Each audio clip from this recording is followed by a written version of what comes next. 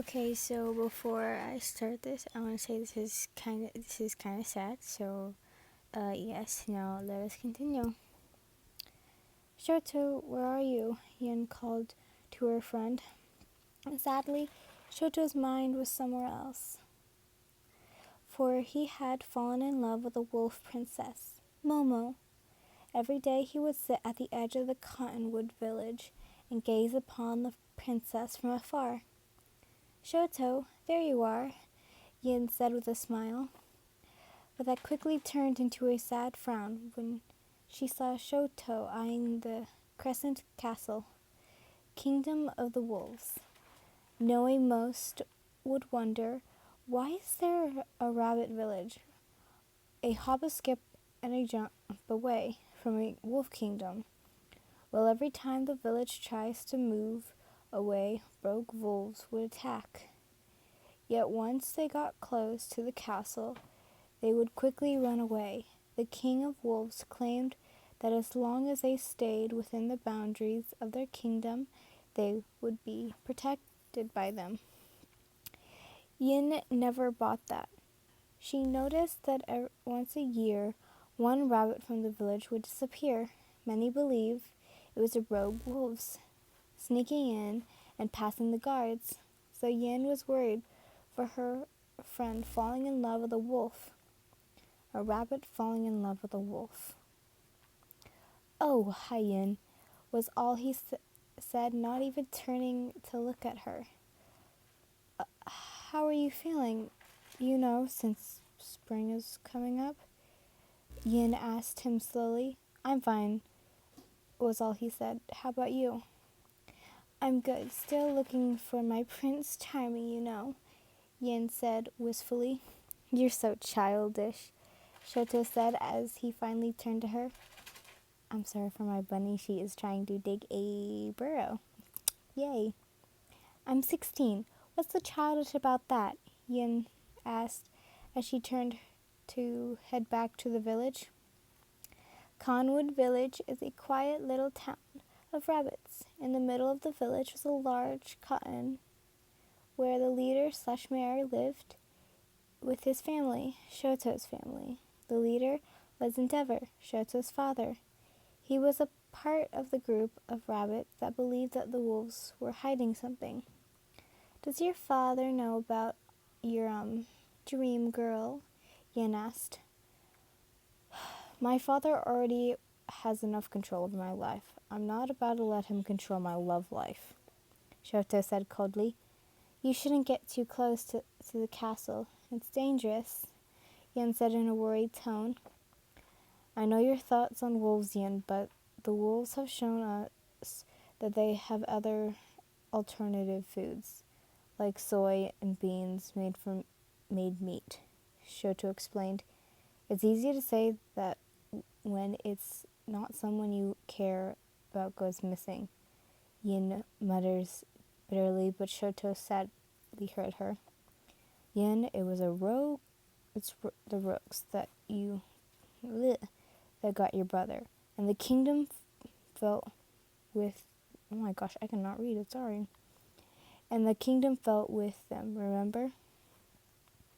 Shoto sighed in annoyance. Shoto, are you sure you love this wolf girl, or is it just one of your I want to piss off my dad things? Yin asked bitterly. If you don't like it, then you could always find someone else to hang out with, Yin, Shoto said as his left side lit up with flames. Yin quickly ran off, startled by Shoto's flame magic. Shoto sighed in frustration as he realized he used his father's flames. After that, Shoto avoided Yin like the plague, and it didn't help that his father eventually found out that Shoto was in love with a wolf. Endeavor didn't like that, so he started setting up dates for Shoto to try take his mind off Momo. Yin tried to apologize and rekindle with him, but he would only give her the cold shoulder. Yin could see the sorrow and anger Shoto was in, so she bitter her feelings for him and braved the dark forest. She heard rumors that a powerful owl named All for One could perform miracles, even change species. She eventually found him, a creepy old owl.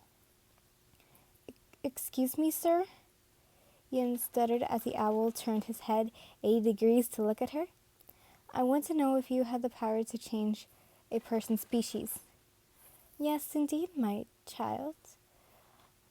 And what species would you like to be? But it will cost you." All for One chuckled. "How much would it cost?" she asked. "Half your soul. Your soul will be cut in half. You'll live to be about 25 for you," he answered as he towered over Yin. "I would like to pay for someone.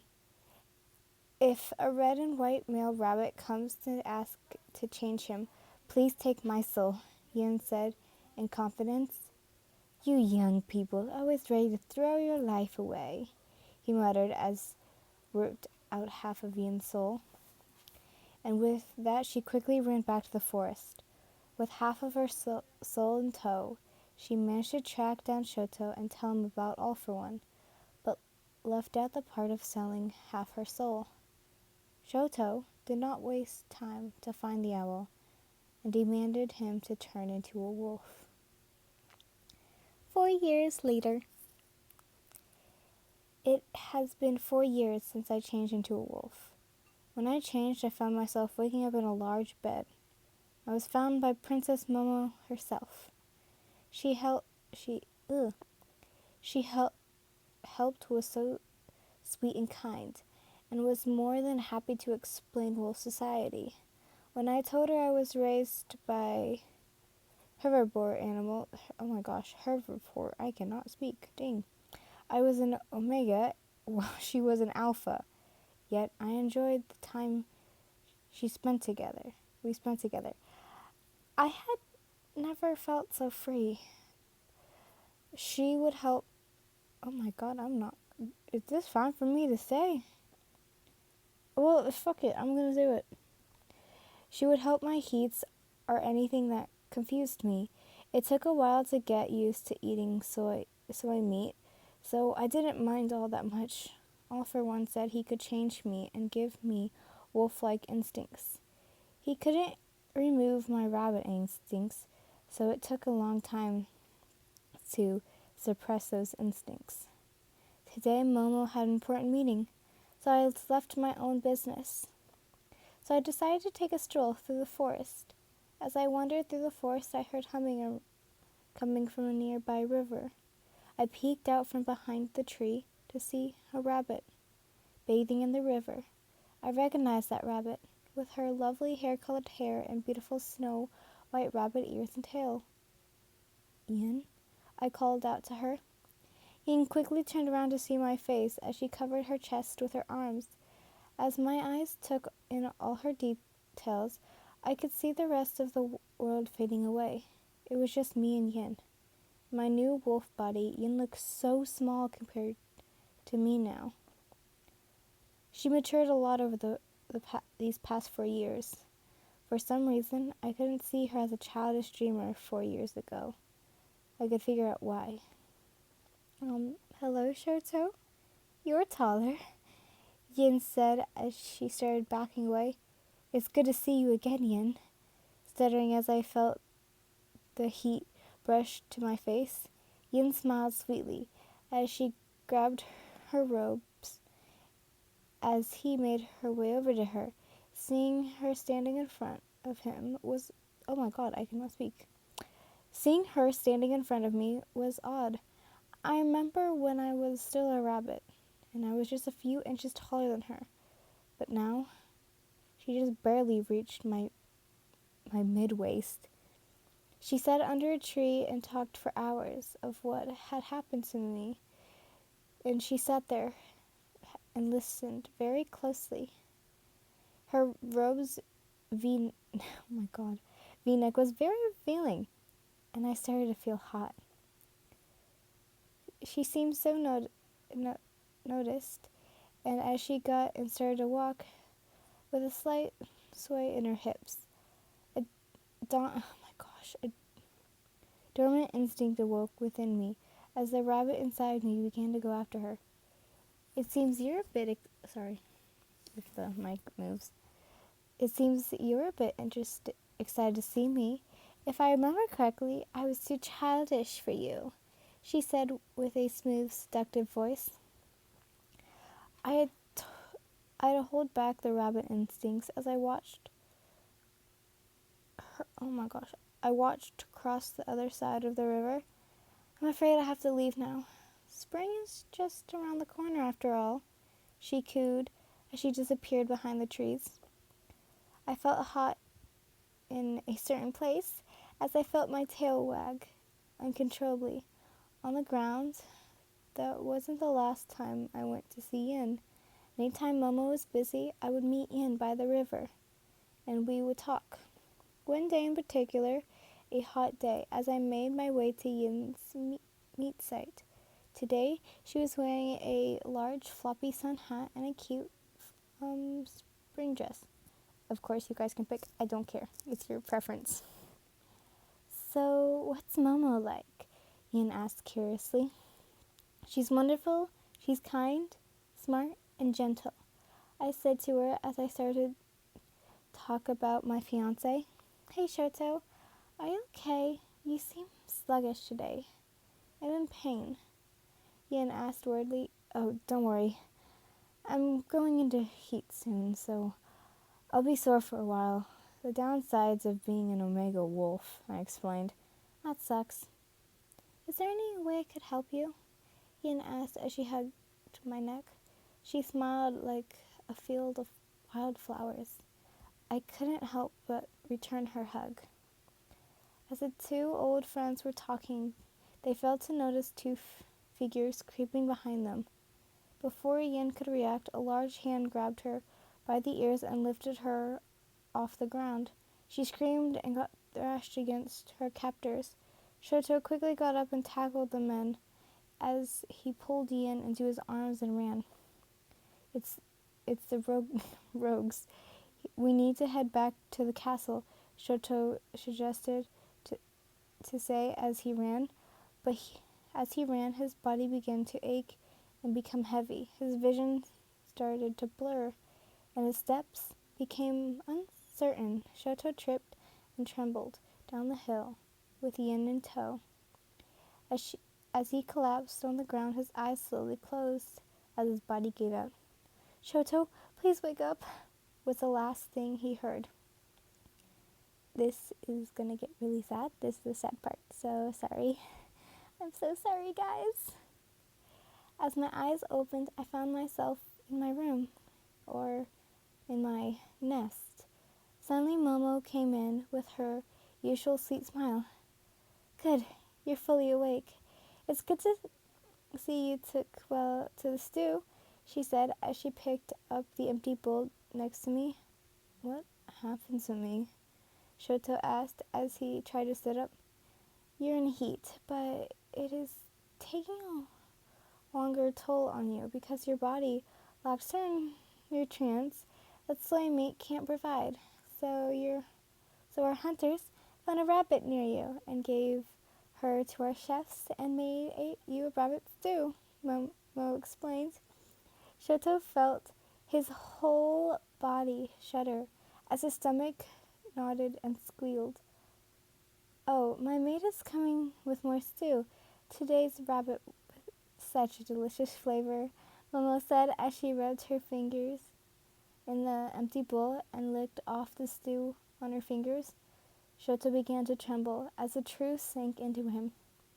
His stomach lurched in disgust as he sat up and leaned out to the nearby wall. Soon, a maid came in with a fresh bowl of rabbit soup. Shoto tried to back away, only for his back to meet another wall. The maid scooped a spoon full of stew with a gorgeous amount of cooked meat chunks. Open your mouth, the maid said using her alpha order. Shoto's omega body slowly opened his mouth, despite Shoto's wishes. As the maid fed him a spoonful of rabbit stew, the maid ordered him to chew and swallow, and he did. Heavy tears ran down Shoto's face as his body betrayed him. It felt like an eternity to finish the entire bowl of stew. Soon as the maid left, Shoto pushed himself onto his feet and made his way down to the kitchen. It couldn't be Yin, right? She must have run away to safety, he thought to himself. As he entered, he saw the chef with a cloth sack ready to be thrown out. Shoto quickly ordered to take it out for them as a thank you for the meal, and the chef happily gave the sack to Shoto. Once he was out, he ran deep into the forest and opened the bag to see a fresh skeleton of a small rabbit. But inside he pulled out his familiar sun hat and spring dress. His stomach lurched and forced up the stew into a nearby bush. I ate her. I ate Yin, his mind screamed in shame, disgust, and sorrow as he began to sob. Flashes of Yin's beautiful smile and lovely eyes appeared in his mind. He held up Yin's dress. It looked so small, the perfect size for a pup, maybe. But he knew this dress was the size of a fully grown rabbit, a young woman. He held the dress close to his chest, like he was hugging Yin again. Shoto, with his head low, he sunk back into his nest. Laying down, he slowly pushed away most of the fabric Momo sent as he held Yin's dress close to him. He could still smell the field of wildflowers on her dress. I can still smell you, Yin, he whispered to himself.